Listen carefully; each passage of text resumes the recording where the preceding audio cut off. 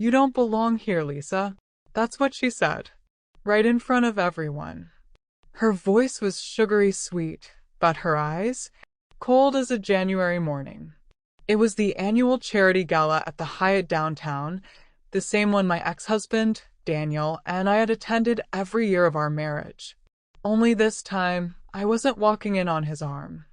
I was walking in alone, and he was standing at the entrance, holding the hand of his new wife, Heather, the woman he'd left me for.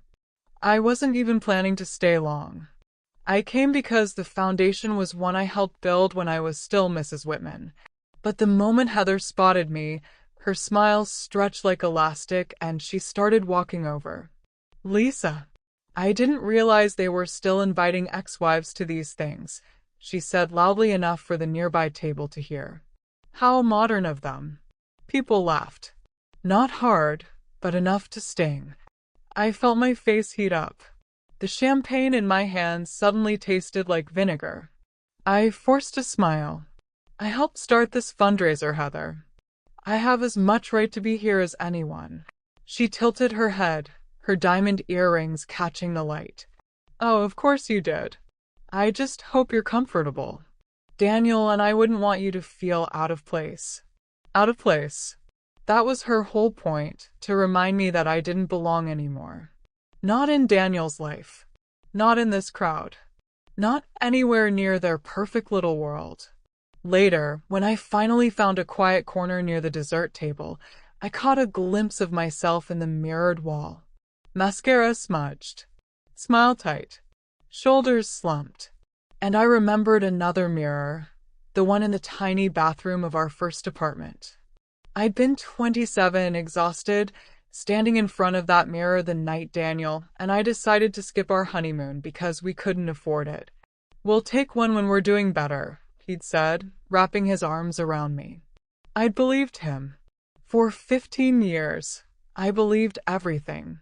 We built everything together, or at least I thought we did.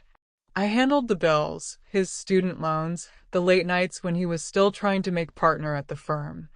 I worked 2 jobs for years so he could focus on his career. And when he finally made partner, when things were supposed to get easier, that's when he met her. Heather, the interior designer who just happened to be redoing the firm's new office. The one who, apparently, was so talented she ended up redecorating Daniel's entire life. I left the gala early. I didn't say goodbye to anyone. In the parking lot, the night air hit me like cold water. My phone buzzed, a text from Daniel. "Lisa, Heather feels terrible. She didn't mean anything by it. Hope you're okay." I stared at the screen until the words blurred. Terrible? She'd humiliated me in front of half the city's legal elite.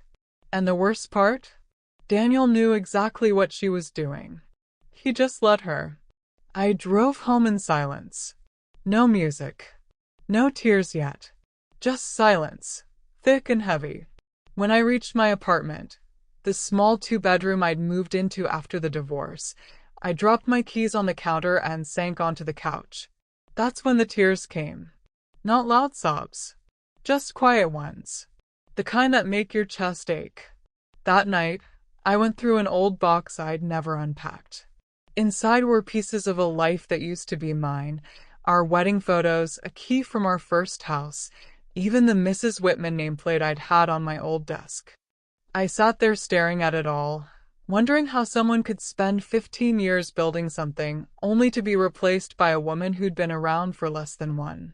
That's when something inside me shifted. Not anger, not yet. Something quieter. Resolve. Because humiliation only works if you let it. And I was done letting them. I picked up my phone again, wiped my eyes, and opened my laptop. If Heather thought I didn't belong in their world anymore, then fine. I'd build my own, bigger, louder, and mine alone. The next morning, I woke up before sunrise. Not because I couldn't sleep, though that was true, but because something inside me had clicked overnight. I made coffee, sat at my tiny kitchen table, and stared at the stack of bills that had been piling up since the divorce. Rent, utilities, car insurance. Everything had my name on it now. No Mr. and Mrs., just me. 4 months after the divorce, I'd lived in this strange half-life. Still checking Daniel's LinkedIn updates. Still wearing the same perfume he liked. Still imagining he'd wake up one day and realize he'd made a mistake. But after last night, I didn't want him to realize anything. I wanted me to. So I opened my laptop and pulled up my bank account. It wasn't pretty. $3,412.67. That's all I had left after rent and groceries. No savings. No plan. Just exhaustion. I stared at the number and said out loud, "Okay, Lisa. Time to start over." That's when I thought of something Daniel once told me during one of our old fights. "You'd never make it without me, Lisa. You don't have the drive." It used to crush me. I believed it for a long time. But now, those words burned in a different way, like fuel. I grabbed my notebook, flipped to a clean page, and wrote in big letters. Phase 1. Get back on my feet. Below it, I made a list. Call lawyer about final settlement clause. Ask HR about promotion opportunity. Sell jewelry I don't wear anymore. Join professional women's group, network. Find a better apartment, long-term goal. Simple steps. Real steps. Not dramatic revenge. Just control. I poured another cup of coffee, got dressed, and stood in front of the mirror before heading to work. My reflection looked tired but sharper somehow. The same woman who'd been humiliated last night, but now she had a plan. At the office, people still treated me like I was fragile. "Oh, Lisa, how are you holding up?" they'd whisper, as if I'd lost a limb, not a husband. But I smiled politely and said, "Better than ever." And for the first time, I meant it just a little. I worked as an administrative coordinator at a local architecture firm. Nothing fancy, but I was good at it. I kept things running. I handled people. I solved problems quietly, efficiently. And now I decided that had to change. I wasn't going to stay invisible anymore. During lunch, I walked straight into my manager's office. "Do you have a minute?" I asked. He looked up, surprised. "Sure, Lisa. Everything okay?" "Yes," I said. "Actually better than okay. I'd like to be considered for the upcoming project management role. I know it's usually for senior staff, but I've already been handling those tasks for months." He blinked, then smiled slowly. You're right. Let's talk about it next week." I walked out of that office with my heart pounding. Small step, maybe, but it felt like the first real win in a long time. That night, I stopped by a local consignment shop. I handed over a jewelry box full of things that once meant something. A bracelet Daniel gave me after our first anniversary, a gold necklace he bought to say sorry after our first big fight. The clerk weighed everything, typed a few numbers, and said, $2, $150. I nodded. "I'll take it." As I walked out, I felt lighter. Literally. The jewelry wasn't just metal. It was memory, and I was done carrying it. 2 days later, I received an email from my lawyer. "Lisa, you're still entitled to a portion of Daniel's firm bonus per your divorce decree. He hasn't submitted the annual disclosure yet. We can file a notice." I almost laughed. So Daniel had forgotten that part. Classic. I wrote back immediately. "File it. Today." Because maybe Heather thought she'd won. The husband, the house, the picture-perfect life. But what she didn't know was that Daniel still owed me something far more valuable than any of that. Accountability. That weekend, I went grocery shopping and picked up a small round mirror, the kind you put on a vanity. When I got home, I placed it by the door. It was symbolic, I guess. Every time I leave or come back, I'd look myself in the eye and ask, "Are you proud of what you did today?" No pity. No blame. Just honesty. Because that's how you rebuild a life. Not overnight, not with revenge, but with small moments of self-respect stacked one on top of another. And for the first time since my divorce, I actually felt a flicker of pride. Not for surviving. For starting again. By the 3rd week after the gala, things had started to shift. Not dramatically, but quietly. I'd stopped checking Daniel's social media. I deleted every photo that still had his face in it. I even blocked Heather, though she'd never stopped posting. Her feed was a highlight reel of everything she'd stolen. The mansion, the vacations, the designer outfits, and, of course, Daniel in his tailored suits, smiling like nothing had ever gone wrong. It used to make me sick. Now I just rolled my eyes. But I wasn't prepared for what came next. It was a Wednesday afternoon, and I was eating lunch at my desk when my phone buzzed. Unknown number. I almost ignored it, but curiosity got the better of me. Hello. Lisa. Hi, it's Heather. For a moment, I thought I'd misheard. Heather? I repeated slowly. Yes, Daniel's wife. I hope you don't mind me calling. My chest tightened. How did you get my number? Oh, Daniel still had it. I hope that's okay. She sounded overly cheerful, the kind of tone people use when they're about to deliver bad news but want to sound polite about it. What do you want, Heather? Well, she said, laughing softly, I was hoping we could grab lunch sometime. Just us girls. There are a few things I'd like to clear up. I sat there in silence, the sound of keyboards clacking around me. Part of me wanted to hang up. The other part wanted to know exactly what kind of game she was playing. When? I asked flatly. Tomorrow? Noon? At the Ridgeview Cafe. Fine. When I hung up, I sat staring at my phone, feeling like I'd just agreed to walk into a trap. The next day, I arrived early. Ridgeview Cafe was all glass and sunlight, modern, expensive, and full of people who never had to check their bank balance before ordering a latte. I spotted Heather instantly. She was sitting by the window, wearing a beige designer dress and gold hoop earrings. The kind of woman who looked like she had her life perfectly together and needed everyone else to know it. Lisa, she said, standing up to hug me. You look good. Thanks, I said coolly, taking my seat. For a moment, we sat in awkward silence. Then she leaned forward, lowering her voice. I just wanted to say, I'm sorry if things were awkward at the gala. I was nervous. People were watching, and I might have overcompensated. Overcompensated. I repeated. By insulting me? Her cheeks flushed slightly. It wasn't meant like that. I guess I wanted to show people that Daniel and I are happy. You know how people gossip. I nodded slowly. I do. But you didn't need to humiliate me to prove it. Heather sighed and stirred her iced coffee with the straw. Daniel says you've been reaching out about money. I just want to make sure there's no misunderstanding. Ah, there it was. Misunderstanding. I said. He still owes me a portion of his firm bonus, as per the divorce decree. She smiled. That polite, condescending smile that rich women use when they think they're about to outsmart you. I see. It's just that Daniel's accountant mentioned how complicated those things can be. Maybe it's best not to push too hard, you know? It could make things unpleasant for everyone. I almost laughed. You mean for you? Her eyes flickered. No, I leaned forward, my tone calm but sharp. Heather, let's be clear. Whatever you and Daniel have doesn't erase what I'm legally owed.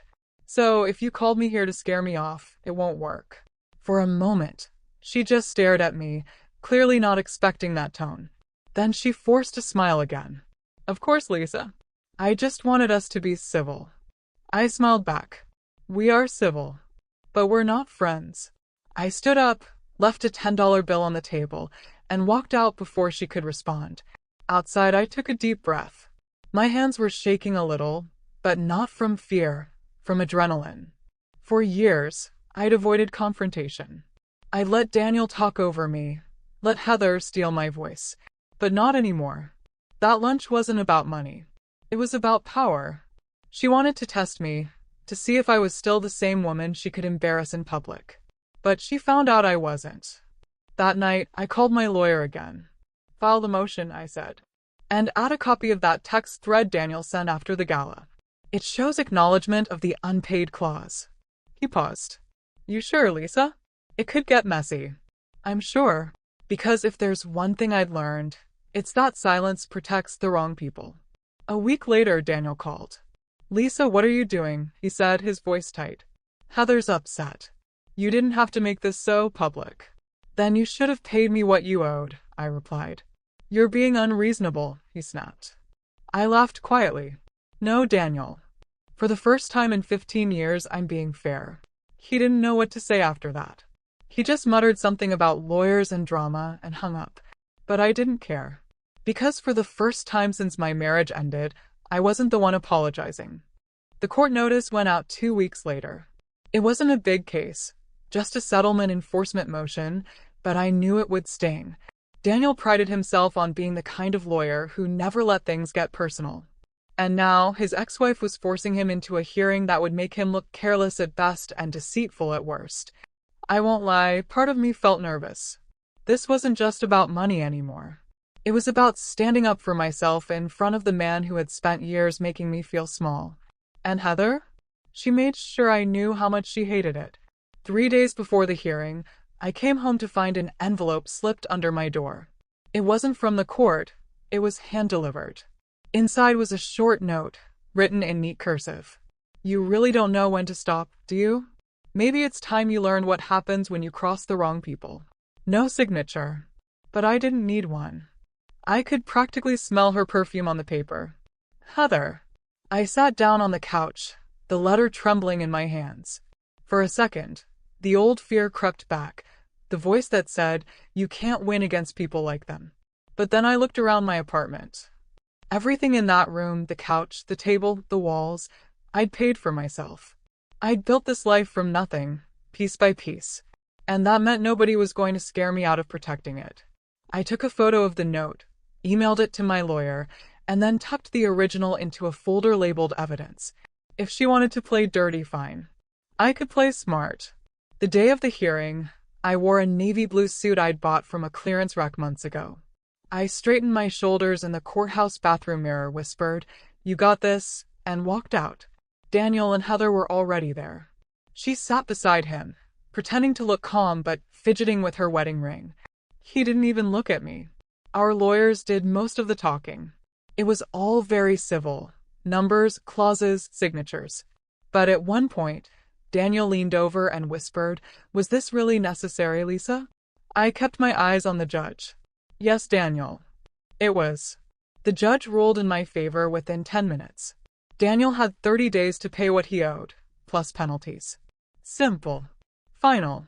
Heather didn't say a word. She just stood up, grabbed her designer purse, and marched out of the courtroom without even waiting for him. For the first time, I saw something crack in Daniel's perfect composure, a small twitch at the corner of his jaw. Embarrassment, maybe. Or the realization that he couldn't control the narrative anymore. Either way, it was enough. Outside, I walked toward the courthouse steps. The sun was bright, almost too bright, and for the first time in years, I didn't feel like hiding. My lawyer shook my hand. Congratulations, Lisa. You did good. Thanks, I said quietly. This wasn't just about the money. He nodded. I know. And he did. That night, I celebrated alone. Not with champagne or some grand gesture. Just takeout Chinese, a Netflix show, and the sound of peace. Halfway through dinner, my phone buzzed again. A text from an unknown number. You think this is over? It's not. I sighed. No threats this time. Just immaturity. I blocked the number and set the phone face down on the table. Whoever it was, Heather, one of her friends, maybe even Daniel himself, they wanted me rattled. But they didn't realize they were too late. Because once you've rebuilt yourself from ashes, people like that stop scaring you. The next morning, I logged onto my work email and saw a message from my boss. Lisa, your initiative and organization over the last month have been impressive. Let's discuss your promotion next week. I stared at the screen, blinking. It was happening, the very thing I'd written in my notebook weeks ago. When I went into the office that day, everything looked different. The same walls, same people, same endless stream of emails. But this time, I wasn't surviving through it. I was moving forward. By the end of the week, word had gotten around. Mutual acquaintances started reaching out, some pretending to be concerned, others clearly fishing for gossip. One of them, a woman named Claire from the charity committee, said, you know, Heather's been really stressed lately. People are saying she's embarrassed about what happened in court. I smiled politely. I'm sure she'll survive. Because that's the thing about people like Heather. They thrive on control. But the moment they realize they can't break you, they crumble a little inside. And I wasn't going to gloat. I didn't need to. The win was quiet, steady, and mine. That Friday night, I walked past my vanity mirror again. The same one I'd placed by the door weeks ago. I looked myself in the eye and whispered, "You did good, Lisa." Then I smiled, a real one this time. Because this was just the beginning. A month after the court ruling, I received an envelope in the mail with gold trim and cursive lettering. At first, I thought it was another bill or maybe a credit card offer, but when I opened it, my jaw actually dropped. It was an invitation to Daniel and Heather's annual Whitman Foundation Gala. The same event where Heather had humiliated me weeks earlier. The irony almost made me laugh. Either she was bold, clueless, or both. The invitation said, "We'd love for you to join us as we celebrate a year of community impact and partnership." Part of me wanted to toss it straight in the trash. But another part, the part that remembered that night and every insult she'd thrown, told me not to. No revenge. Just presence. This time I'd walk in on my own terms. I had 30 days before the event, and life was finally moving forward. I'd gotten the promotion, project coordinator officially, with a pay raise that almost covered my entire rent. I joined a local women's business network, and every Saturday, I met a small group for coffee to share job leads, ideas, and encouragement. They didn't know much about my past, but they didn't need to. They knew me now. One of them, Marcy, was a single mom with the driest humor imaginable. When I showed her the invitation, she snorted. "Girl, that's not an invite. That's bait." "I know," I said. "But maybe I'll go anyway." She raised an eyebrow. "For what?" "For me," I said simply. "To prove that I don't flinch anymore." The next few weeks were oddly calm. I focused on work, handled my new responsibilities, and even started volunteering again, at the same charity Daniel's firm used to sponsor. It wasn't to make a point. It was to reclaim something that had always been mine, purpose. Still, as the gala drew closer, I felt that nervous flutter in my stomach again. Not fear, anticipation. I knew Heather wouldn't make it easy, but this time I'd be ready. On the day of the event, I stood in front of my closet, staring at my options. I didn't want to look flashy. I wanted to look powerful. I chose a simple black satin dress, elegant but understated, paired with silver heels and a clutch. As I got ready, I caught my reflection in the mirror. This time, I didn't see the woman who'd cried in that same mirror months ago. I saw someone who had walked through humiliation, fear, and legal battles, and still stood tall. Before leaving, I grabbed the small vanity mirror from the hallway and placed it in my purse, not to use, but to remind myself of the promise I'd made. Never forget who you are. The gala was held at the same hotel ballroom, but this year, it felt different. When I entered, heads turned, some surprised, some curious. Heather noticed me immediately. Her expression flickered for half a second, surprise, maybe irritation, before she plastered on that practiced social smile. "Lisa, you came," she said, stepping forward, all charm and glitter. "I did," I said calmly. "Thanks for the invitation." "Well, you're part of the Foundation's history," she replied sweetly. "We wouldn't want to erase that." I smiled faintly. "Good to know." Daniel appeared behind her, looking slightly uncomfortable. "Lisa," he said, nodding stiffly. "Daniel," I returned. The polite tension was thick enough to slice through. I could almost hear the whispers around us. People wondering if it was awkward, if there'd be drama, if I was there to make a scene.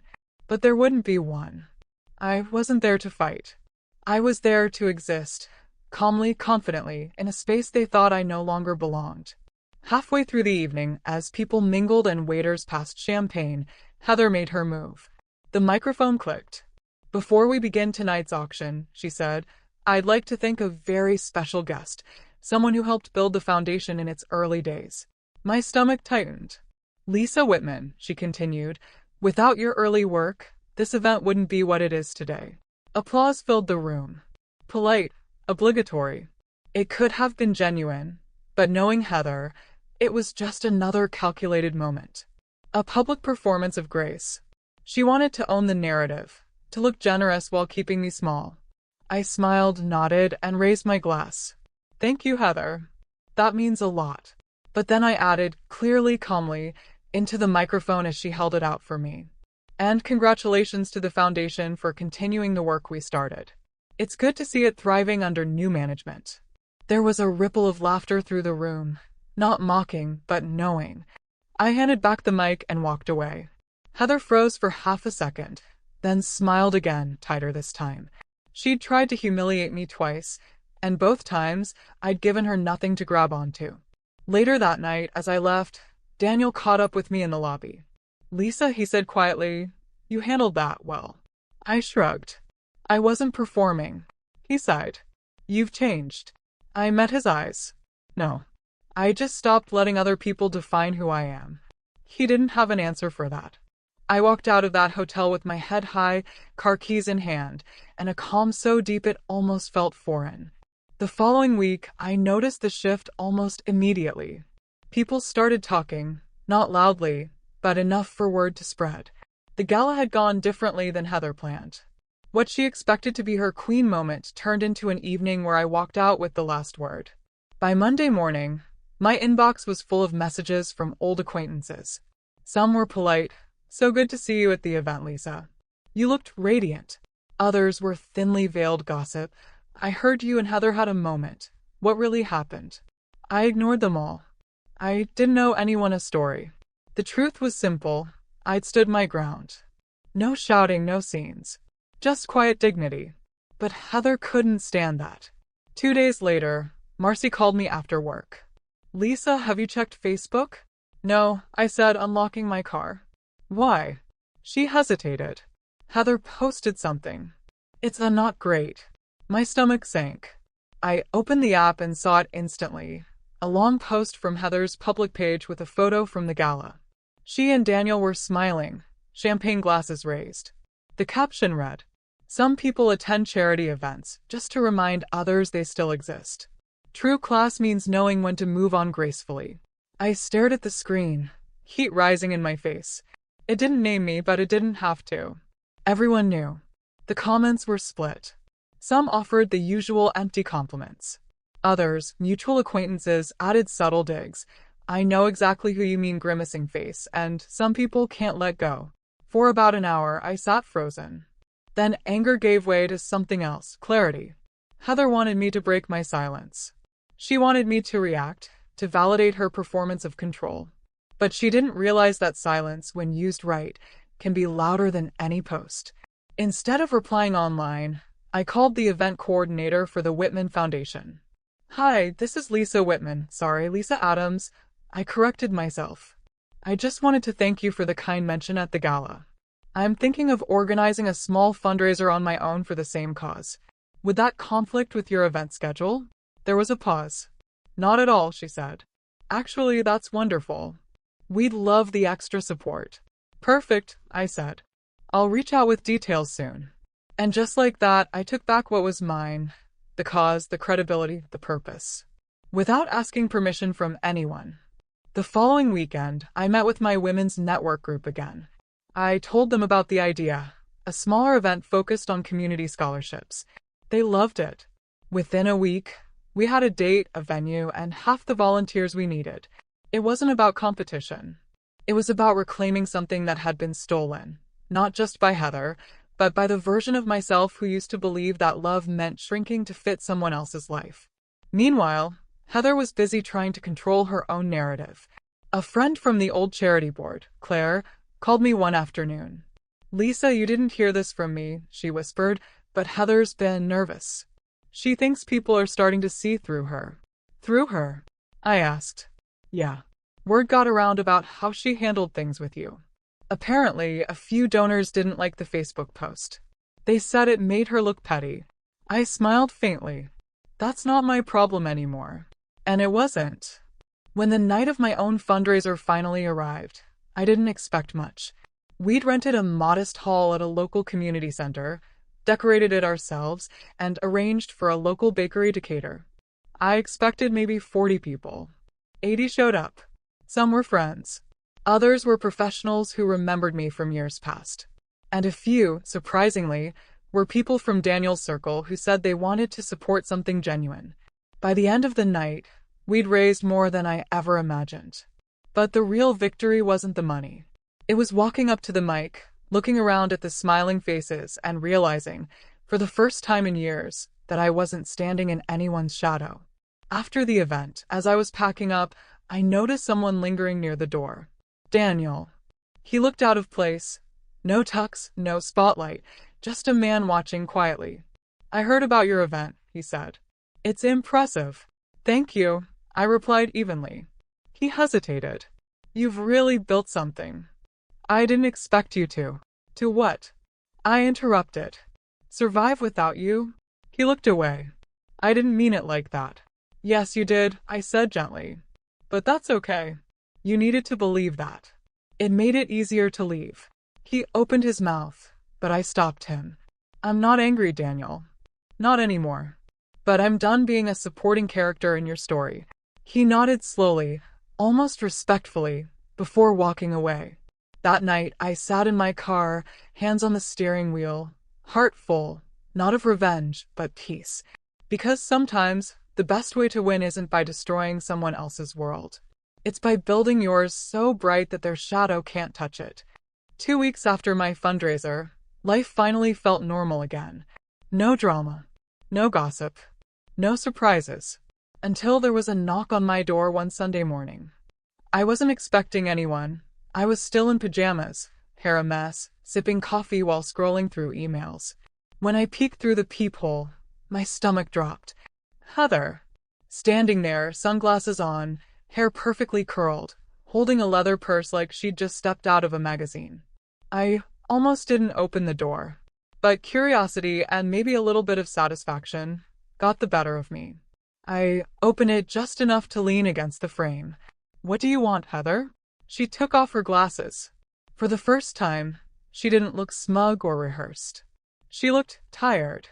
Can I come in? She asked quietly. I crossed my arms. Why would I let you do that? Because, she said, exhaling, I need to talk. And it's not about Daniel. That caught me off guard. I hesitated, then stepped aside. 5 minutes. She nodded and walked in. I motioned for her to sit. She didn't. She just stood near the window, looking around at my apartment, the plants, the books, the framed photos of my fundraiser. This is nice, she said softly. It's mine, I replied. She nodded like she understood exactly what that meant.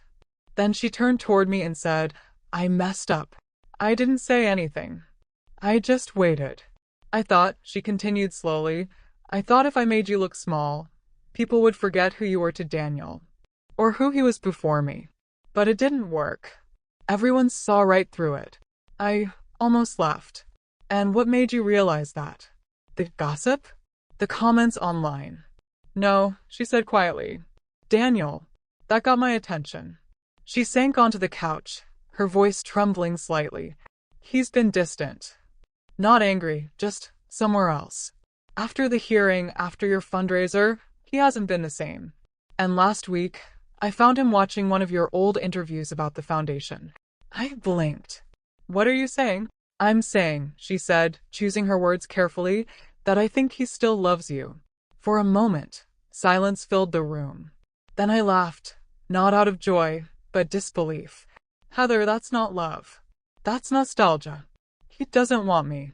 He just misses the version of himself he had when I was around. Her lips parted slightly, but she didn't argue. She knew I was right. I didn't come here to start anything, she said finally. I just wanted to say I'm sorry. You didn't deserve the way I treated you. I was jealous and insecure, and I let that make me cruel. I stared at her for a long moment. There was no satisfaction in hearing it, just quiet closure. I appreciate you saying that, I said. But we don't have to be part of each other's stories anymore. You and Daniel can figure out your mess without me. She nodded. I know. I just wanted to tell you that before I disappear from yours completely. Then she stood up, slipped her glasses back on, and headed for the door. Before leaving, she turned and said, You were right that night at the gala. You don't belong in our world anymore, because you outgrew it. And then she was gone. I stood there for a while, processing everything. The apology, the admission, The fact that Daniel was apparently still looking backward. But the strange thing was, I didn't feel angry. I didn't feel vindicated. I just felt free. Because sometimes, you don't get closure by winning. You get it when you realize you don't even need it anymore. That evening, I went for a walk around my neighborhood. It was warm, the air thick with the smell of rain. I passed a small bookstore and saw a flyer on the window. Community writing contest. Theme, resilience. Something about it made me stop. I'd spent so much time surviving other people's stories. Maybe it was time to write my own. So I went home, sat at my desk, and started typing. The first sentence came easily. My ex-husband's new wife tried to humiliate me, but in the end, she taught me how to stand taller than I ever had before. By midnight, I'd written 3 pages. Not about revenge, not even about heartbreak, but about self-worth, fear, and starting again. When I finally closed my laptop, I felt lighter than I had in years. The next morning, I dropped off the printed essay at the bookstore. The clerk smiled and said, "Good luck." I smiled back. "Thanks, but I think I've already won." Because this life, this calm, this self, was the victory I'd been chasing all along, and no one could take it away from me again. 2 months passed after Heather's visit. No drama, no threats, no late-night texts, just quiet. I'd nearly forgotten the chaos that used to orbit around Daniel's name. I went to work, hit the gym, read before bed. My life was finally mine, unremarkable in the best way possible. Then, one Friday afternoon, I got a call from an unknown number. I hesitated before answering, expecting maybe a telemarketer. Instead, it was Daniel. "Lisa," he said, his voice low, careful. I froze. "What do you want, Daniel? I know I shouldn't call. But can we meet? Just once." My instinct said no. Every part of me that had rebuilt from scratch screamed, "Don't open that door." But curiosity, or maybe closure, got the better of me again. 30 minutes, I said. Public place. We met at the same cafe where I'd last sat with Heather months ago. When I walked in, Daniel was already there. No ties, sleeves rolled up, looking older than I remembered. "Hi," he said quietly as I sat down. "Let's get this over with," I replied. He smiled faintly, like he expected that. "You haven't changed." I raised an eyebrow. "That's funny. I was thinking I changed completely." He exhaled. "You're right." For a moment, neither of us spoke. The sound of clinking cups filled the silence. Finally, he said, "Heather's gone." I blinked. "Gone where?" "She moved out last week. Said she needed time to find herself." I leaned back. "Sounds familiar." He half smiled. "Yeah, I suppose I earned that one." Then he looked down, his fingers tracing the edge of his coffee cup. "I messed up, Lisa. Badly. I know an apology won't fix anything, but I needed to say it anyway." "You've said that before," I said flatly. "I know," he replied. "But this time, I actually understand what I did." He talked for a while. About the pressure of appearances, the way Heather constantly compared herself to me, the emptiness that came from trying to build a perfect life on top of guilt. I listened, not because I wanted him back, but because I needed to hear the truth out loud from his own mouth. "I thought I'd moved on," he said finally, "but I was just running away from my mistakes. You didn't deserve what I did to you. And watching you rebuild, watching you thrive, it made me realize how wrong I was." For a moment, I just stared at him. If this had been 2 years earlier, I might have cried. If it had been 6 months earlier, I might have yelled. But now, I just felt done. "Daniel," I said softly, "I don't hate you anymore. I did for a long time. But hate keeps you tethered. And I cut that rope months ago." He looked at me, eyes glassy. "Then what now?" "Now," I said, standing up, "you live with your choices. And I live with mine." He nodded slowly. "Are you happy?" I smiled. Yes, genuinely. And I was. He didn't follow me out this time. He just watched as I walked away, steady, calm, unbroken. That evening, I came home and made tea, still processing the conversation. It felt strange, not emotional, not bitter. Just final. I picked up my mirror again, the same one I'd placed by the door months ago. I looked at my reflection and said quietly, "You did it. You finally closed the last door. And it was true. But what I didn't expect came next. A week later, I got a call from the bookstore that hosted the writing contest. Hi, is this Lisa Adams? Yes, I said, heart quickening. You won first place. For a moment, I thought I misheard. What? Your essay on resilience, she said, laughing. The judges loved it. We'd like to feature it in our monthly magazine, and maybe have you read it at our next community night. I actually had to sit down. Wow. Thank you. After we hung up, I stared at my hands, shaking slightly. It wasn't the prize that mattered. It was what it meant. That something born out of pain could turn into something that inspired people, even strangers. The following Friday, I stood in front of a small crowd at the bookstore, reading my story aloud. My voice only trembled once, at the part where I described standing in front of that mirror, deciding to start again. When I finished, people clapped. A few even stood. And among the faces, I saw women nodding, women who knew what it meant to lose everything and build again. That night, a young woman came up to me afterward. Your story, it reminded me of myself, she said softly. I'm leaving someone like that too. Hearing you talk about starting over, it gave me hope. I smiled, my throat tightening. That means more than you know. When I got home, I placed the printed essay beside the mirror, next to a sticky note that read, From humiliation to healing. Because sometimes, life brings the past back, not to reopen the wound, but to show you it finally stopped bleeding. And standing there in the quiet glow of my apartment, I realized I wasn't just surviving anymore. I was living. A month after my essay was published, I received an unexpected email. It was from a woman named Karen Miller, an event coordinator for a regional women's leadership conference in Chicago. Lisa, it read, I came across your story in the Resilience Review. It was raw, powerful, and honest. We'd love for you to speak at our upcoming event, topic, Rebuilding After Ruin. Would you be open to sharing your journey? I read that line 3 times. Me, the woman who once hid behind her own reflection, too scared to face the world, was being asked to speak to hundreds of people. I almost declined. Public speaking wasn't exactly on my comfort list. But then I remembered that moment at the gala. The microphone, the calm confidence, the steady voice that refused to break. So I wrote back one word. Yes. The conference was scheduled for late spring. For the next few weeks, I practiced every night after work. I stood in front of my bathroom mirror, the same one that had witnessed every version of me. The broken wife, the fighter, the survivor, the woman learning to smile again. At first, I stumbled. My voice wavered when I said his name. My chest tightened when I reached the part about humiliation, that sharp, cold night at the gala when Heather's laughter echoed louder than the applause. But each time I rehearsed, it got easier. Until one night, I looked at myself and said aloud, it's not his story anymore. It's mine. And I believed it. When the day of the conference arrived, I wore a cream-colored blazer over a soft blue blouse. Nothing flashy, nothing forced, just me.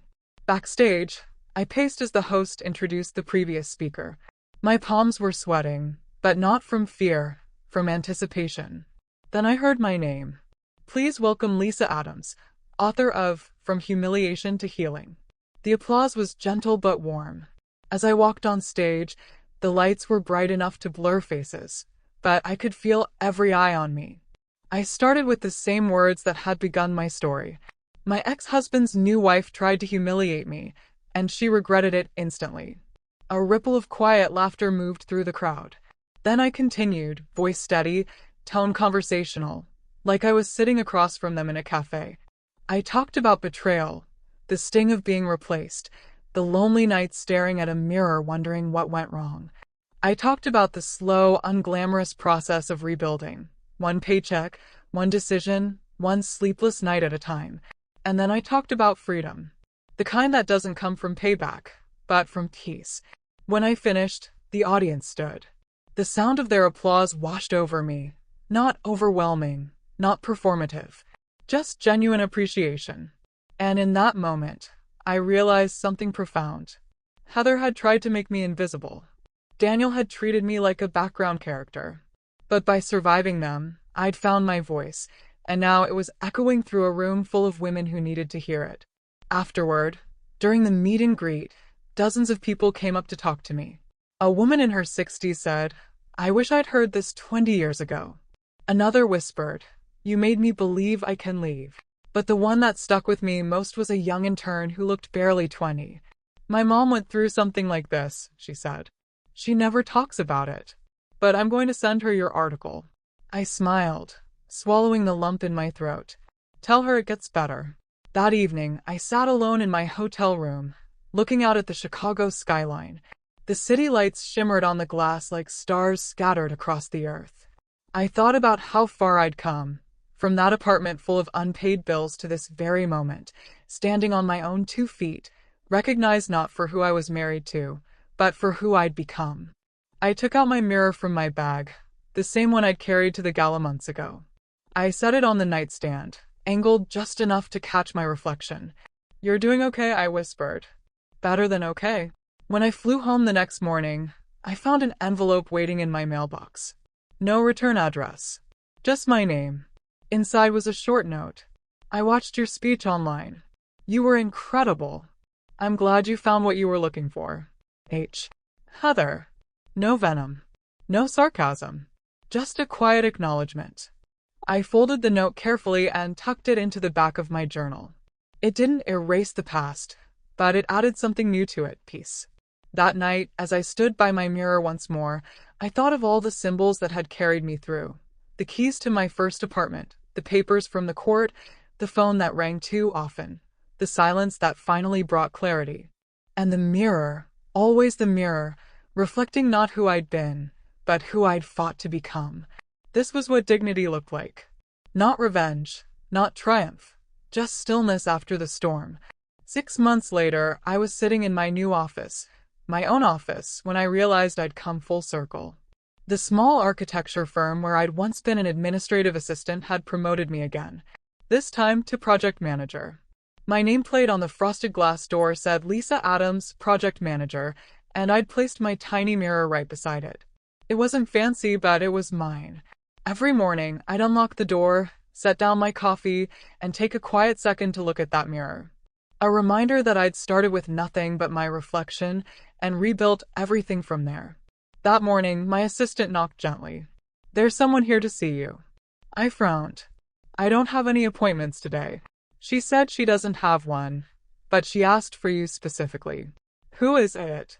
The assistant hesitated. "Heather Whitman." For a second, my pen froze. I hadn't seen her since that handwritten note. "Send her in," I said finally. When Heather walked in, I almost didn't recognize her. Gone was the high-gloss, perfectly curated woman I'd once known. She was still beautiful, but softer somehow. Jeans, blazer, minimal makeup, humility in her posture. "Hi, Lisa," she said quietly. "Hi," I replied. "Have a seat." She sat down, taking in the room. The sketches on the wall, the blueprints rolled in the corner, the photo from my fundraiser framed on my shelf. "This suits you," she said. "You always had that steady kind of energy. I used to envy that." I smiled faintly. "What brings you here, Heather?" She exhaled. "I came to thank you." I blinked. "For what?" "For not fighting me the way I fought you," she said, voice trembling slightly. "For not turning it into war. You could have ruined me. After the post, after the court, after everything. But you didn't." I looked at her for a long moment, unsure how to respond. She continued, "After everything fell apart with Daniel, I did a lot of thinking. Therapy even. And I realized I spent so much time trying to prove I was better than you, that I never stopped to ask why I needed to." I softened. "You don't owe me this, Heather." "I do," she said firmly. "Because your story, that essay, it woke me up. I read it over and over. I saw myself in the worst parts of it." She took a deep breath, eyes glistening. "I'm starting over too. Different city, new job, no drama. I just wanted to tell you that you helped me do that, without even meaning to." There was a long silence. Then I said, "Good. You deserve that chance too." She smiled faintly, stood up, and extended her hand. I shook it, no resentment, no bitterness. Just two women who'd finally put down the weight they'd been dragging behind them. As she turned to leave, she paused at the door. "You were right that day," she said softly. "You didn't belong in our world. You were always meant to build your own." When she left, I sat there for a while, staring at the door. It was strange how peace often came disguised as small, quiet moments like that. No applause, no headlines, no grand revenge, just understanding. That evening, after everyone had gone home, I stayed behind. I opened my laptop and reread the original essay that started it all. Then, beneath it, I began typing something new, a short piece titled "Full Circle." I wrote about how healing isn't about who apologizes first or who wins the argument. It's about learning to live without needing validation from the people who hurt you. I wrote about mirrors, how they never lie, how they never flatter, how they force you to face yourself whether you're ready or not. And I wrote about justice, the kind that doesn't happen in courtrooms, but in your own heart when you finally stop seeking revenge and start seeking peace. When I finished, I smiled to myself and hit save. On my way out, I turned off the lights and caught my reflection in the window. Faint but familiar. The same eyes, same face, but a completely different woman inside. I whispered the words that had haunted me since that night at the gala, flipping them around one last time. "You don't belong here, Lisa." I smiled. "You're right. I belong somewhere better." That weekend, I hosted a small dinner with friends from my network, the same women who'd helped me start my fundraiser. We laughed, we toasted, and someone jokingly asked, "So, Lisa, what's next?" "A book deal." I laughed. "Maybe. But first, a vacation." For the first time in years, the idea of the future didn't scare me. It excited me. Before bed that night, I placed my mirror back on the dresser, the same one that had watched me cry, plan, fight, rebuild, and grow. I turned off the lights, leaving just the soft glow of the lamp on its surface. In that gentle reflection, I saw every version of me that had survived to get here. The woman who lost. The woman who fought. The woman who rose. And I whispered to her, to all of them, "We made it." Then, for the first time in years, I slept without a single ache in my heart. If you were me, what would you have done? Comment below.